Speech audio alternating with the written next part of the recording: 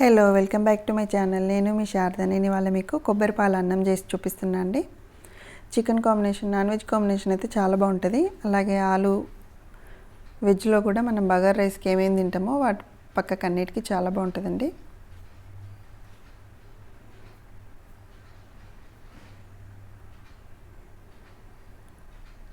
దీనికోసం అయితే నేను 2 కొబ్బరి ముక్కలు తీసుకున్నా. అవి ముక్కల్లా కట్ చేసి పెట్టేసుకొని మిక్సీ జార్లోకి వేసేసుకొని ఒకసారి మిక్సీ పట్టేసుకొని ఒక గ్లాస్ దాకా వాటర్ తీసేసుకొని మళ్ళీ ఒకసారి మిక్సీ పట్టేసుకోవాలి.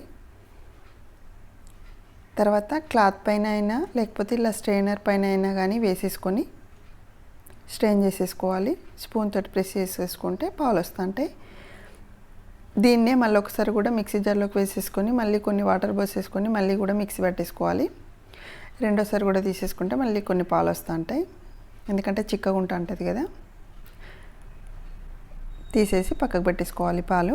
తర్వాత మనం బగారా రైస్ వేసుకోవడానికి ఏమేమి వేసుకుంటామో అన్నీ వేసుకోవాలి. గంజు పెట్టేసుకొని రైస్ కుక్కర్లో కూడా వేసుకోవచ్చండి, సేమ్ ప్రాసెస్.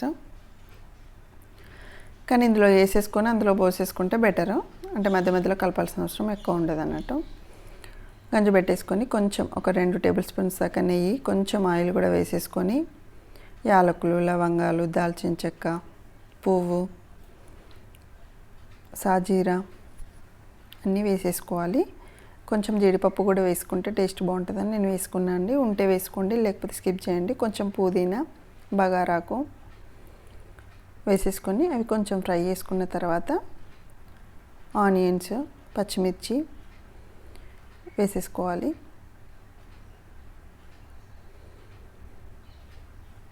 ఇవి కూడా కొంచెం ఫ్రై అయిన తర్వాత టేస్ట్కి సరిపడా సాల్ట్ కూడా వేసేసుకోవాలి. కొంచెం అల్లం వెల్లుల్లి పేస్ట్ కూడా వేసేసుకొని మంచిగా ఫ్రై చేసుకోవాలి. ఇలా ఫ్రై అయిన తర్వాత ఇందులోనే పాలు, మనం మిక్సీ పట్టుకున్న పాలు తీసేసుకోవాలి. పాలు తీసేసుకొని తర్వాత కూడా బియ్యం వేసుకోవచ్చు. నేనైతే ఫస్ట్ బియ్యం వేసుకుంటున్నా అండి. ఈ గ్లాస్ తోటి నేను 2 గ్లాసుల బియ్యం తీసుకున్నా. ఒక పావు తక్కువ, 1 ముప్పావు బియ్యం తీసుకున్నట్టు. ఈజీగా చెప్పాలంటే 2 అనుకోండి. ఒక 2-3 మినిట్స్ ఫ్రై చేసుకుంటే బియ్యం కొంచెం పొడి పొడిగా వస్తూ ఉంటుంది అన్నము. ఇలా కాకపోయినా ముందు పాలు పోసేసుకొని తర్వాత కూడా రైస్ వేసేసుకోవచ్చు. నేను బియ్యం ఎంత తీసుకుంటున్నానో పాలు కూడా అంతే తీసుకుంటున్నా అండి. ఇవి కొత్త బియ్యము, ఎక్కువ తీసుకుంటే మెత్తగా అయిపోతుంటుంది. అంతే. ఒక పావు తక్కువ అన్నగండి, ఆ పావు కవర్ చేయడానికి పావు వేసాను, అంతే సరిపోతుంది.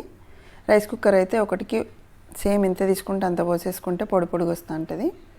ఇట్లా మధ్య మధ్యలో ఒక 2-3 టైమ్స్ కలుపుకోవాలి. చివరిలో కొంచెం కొత్తిమీర వేసేసుకొని మళ్ళీ ఒక 5 మినిట్స్ అట్లా ఉడికిస్తే సరిపోతుందండి.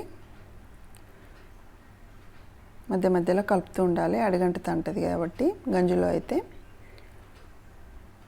అంతే అండి, ఆల్మోస్ట్ రెడీ అయిపోయింది. ఇంకొక 5 మినిట్స్ అట్లా సిమ్లో పెట్టేసుకొని ఉడికించుకోవాలి. అయిపోయిన తర్వాత కూడా వెంబడే తీసేయొద్దండి. ఒక 4-5 మినిట్స్ పక్కకు వదిలేస్తే రైస్ మంచిగా అయితే ఉంటుంది. నాన్ వెజ్ కాంబినేషన్ కానీ, ఆలు ఫ్రై పక్కకు కానీ, పన్నీర్ పక్కకు కానీ చాలా బాగుంటుందండి. మెయిన్గా కొబ్బరి ఫ్లేవర్ ఇష్టం ఉండాలి, అంతే. కొబ్బరి ఫ్లేవర్ ఇష్టం ఉన్న వాళ్ళకైతే రైస్ పక్కా ఎంజాయ్ చేస్తూ అంటారు.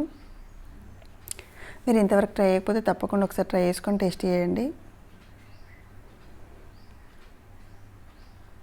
నా ఛానల్ని ఫస్ట్ టైం చూసినట్టయితే తప్పకుండా లైక్ చేయండి, షేర్ చేయండి, సబ్స్క్రైబ్ చేయండి. Thank you.